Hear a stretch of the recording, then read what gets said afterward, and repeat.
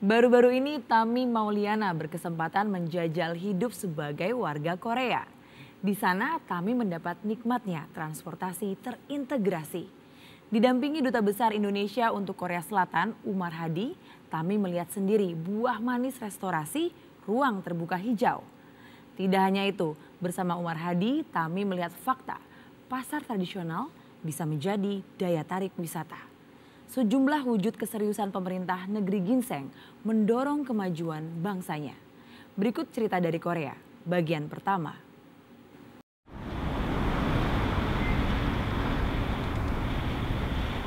Musim dingin di Seoul, Korea Selatan. Temperatur udara pagi itu tak kurang dari minus 15 derajat Celcius. Tapi bukan alasan bagi warga untuk menghentikan aktivitasnya. Termasuk saya yang akan menelusuri sisi kehidupan negeri ginseng bersama Umar Hadi, sang duta besar. Selamat pagi Pak Umar. Pak, hari ini kita mau kemana? Ya, kita akan coba moda transportasi umum yang paling bagus di Korea, yaitu subway, sistem subway-nya. Jadi kita akan jalan ke Seoul Station, terus kita nanti jalan kaki ke pasar Namdaemun namanya. Namdaemun. Itu pasar tradisional. Dari situ kita jalan ke ada sungai di tengah kota yang cantik sekali. Tujuan pertama kami adalah stasiun kereta terdekat yang hanya ditempuh dalam waktu 10 menit dari kantor KBRI Seoul. Sejak pertama kali menginjakkan kaki di sini, saya terkesan dengan fasilitas pejalan kaki yang begitu diperhatikan. Terlebih ketika saya tiba di stasiun Seoul Metro. Seoul Metro adalah sistem kereta api bawah tanah yang melayani transportasi dalam kota. Pak, ini stasiunnya bersih banget ya Pak ya? Dengan 18 jalur yang saling terintegrasi, Seoul Metro memiliki rute terpanjang dunia. Keretanya itu dari barat ke timur, dari airport Gimpo. Fasilitas ini menjadi pilihan utama bagi kaum pengelaju dibanding kendaraan umum lainnya. Termasuk Umar Hadi yang merasakan sendiri kenyamanannya. Oh.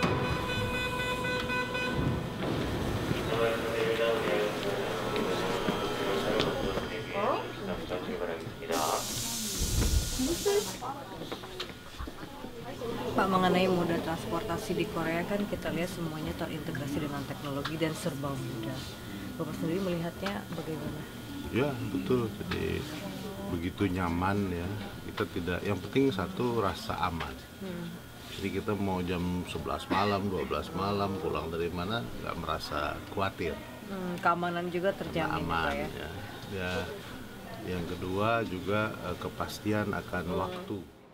Potret kemudahan dan kenyamanan transportasi di Seoul melalui proses yang panjang. Ibu kota Korea Selatan ini sempat mengalami kepadatan lalu lintas akibat jumlah kendaraan pribadi yang mendominasi. Namun sejak 2004, pemerintah Korea Selatan melakukan reformasi di bidang angkutan umum. Masyarakat dipaksa beralih menggunakan transportasi umum yang nyatanya mampu mengubah perilaku warga. Jadi gini, orang Korea itu mementingkan penampilan. Jadi meskipun dia kerja di kantor pegawai rendahan, tapi pagi-pagi pasti pakaiannya neces.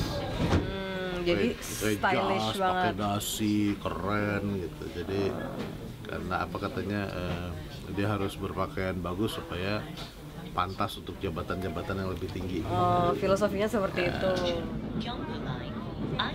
Tak terasa, kami pun sampai di Seoul Station untuk menuju ke tujuan selanjutnya, Pasar Namdaemun.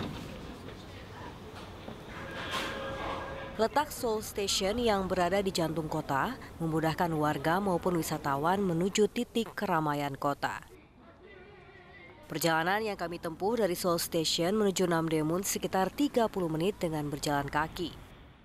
Di tengah perjalanan, kami melewati jalan layang yang tak biasa. Ya, ini dulunya kan jalan layang, flyover, tapi karena untuk arus lalu lintas lebih bagus, dia tutup jalan ini. Tapi bukan dibongkar, malah dijadikan public space sekali lagi. Berbeda dengan pemandangan sebelumnya, kali ini saya melihat suasana yang tak asing lagi. Tidak jauh berbeda dengan Indonesia, saya menyusuri gang-gang sempit di Pasar Namdaemun. Jadi sekarang kita masuk ke salah satu pasar tradisional yang masih ada di kota Seoul ini. Oh, namanya apa Pak ini? Di Namdaemun. Namdaemun Market. Di sini biasanya pasarnya isinya apa aja Pak? Jual apa aja? Semua ada, mulai sayuran, daging, sampai kepada alat-alat kantor, mainan, baju. Kayak Tanah Abang mungkin ya? Kira-kira begitulah. Harganya gimana? Murah-murah juga dong Pak? Ya, selalu bisa nawar ya. Bisa nawar. Namdaemun Market merupakan salah satu destinasi favorit para wisatawan yang ingin berbelanja dengan harga murah. Suasana pasar yang riuh dengan dialek tradisional menjadi daya tarik tersendiri. Meski udara amat membuat menggigil, aktivitas di pasar tetap ramai seperti biasa. Ini menjadi salah satu sentra ekonomi di Korea. Ini berputaran uang rakyat ya di sini terjadinya. Jadi ya itu tadi mereka kan ini ya fashion ya. Iya. Coba lihat semua orang bajunya bagus-bagus, baru-baru. Karena muternya cepat. Iya, jadi meskipun di pasar, tapi model-modelnya desain-desainnya juga yang terbaru ya Pak ya? Ini nih. Sudah puas berkeliling pasar tradisional, kami menuju salah satu ruang terbuka hijau yang menjadi magnet wisata. Di sini, saya melihat aliran sungai yang melintasi pemukiman, juga kawasan bisnis. Namun, tetap terjaga kebersihannya. Pak, ini kan menjadi ruang terbuka hijau yang cukup sukses di Korea. Apa sih Pak yang menjadi rahasia menurut Bapak? Kembali kalau menurut saya nomor satu ya kebersihan ya. Rasa aman itu juga penting, tadi kembali rasa aman. Jadi orang mau di sini dari pagi sampai malam merasa aman, nggak ada yang mengganggu, nggak ada yang jahil, nggak ada yang minta-minta.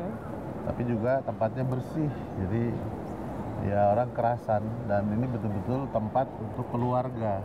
Jadi anak kecil datang ke sini orang tuanya nggak khawatir gitu. Ya. Dengan tata kotanya menurut Bapak gimana Pak dengan desain yang begitu menarik? Cantik sekali, jadi bayangkan di tengah beton-beton ya, gedung-gedung tinggi, ada aliran sungai kecil yang bersih airnya, kita bisa lihat dasarnya itu ya, tidak ada sampah, tidak ada kotoran. Dan tadi selalu uniknya dari waktu, jadi secara reguler itu dari waktu ke waktu ada istilahnya art project. Sungai Cheonggyecheon menjadi kesegaran di tengah kota Seoul yang megah. Padahal dahulu keberadaannya dianggap mengganggu. Selama 20 tahun sungai ini sempat ditutup dengan beton dan diperparah pembangunan jalan layang di atas sungai yang membuat sungai Cheonggyecheon semakin terkubur.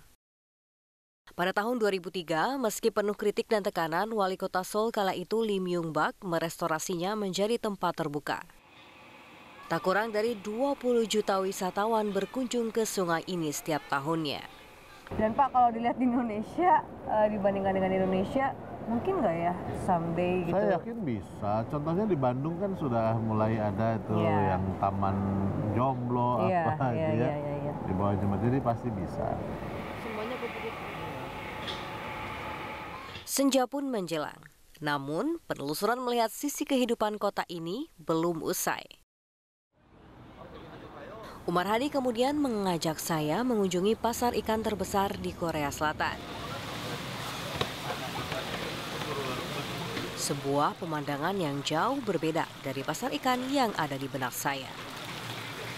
Pak, ini kita lagi di pasar ikannya Korea Selatan.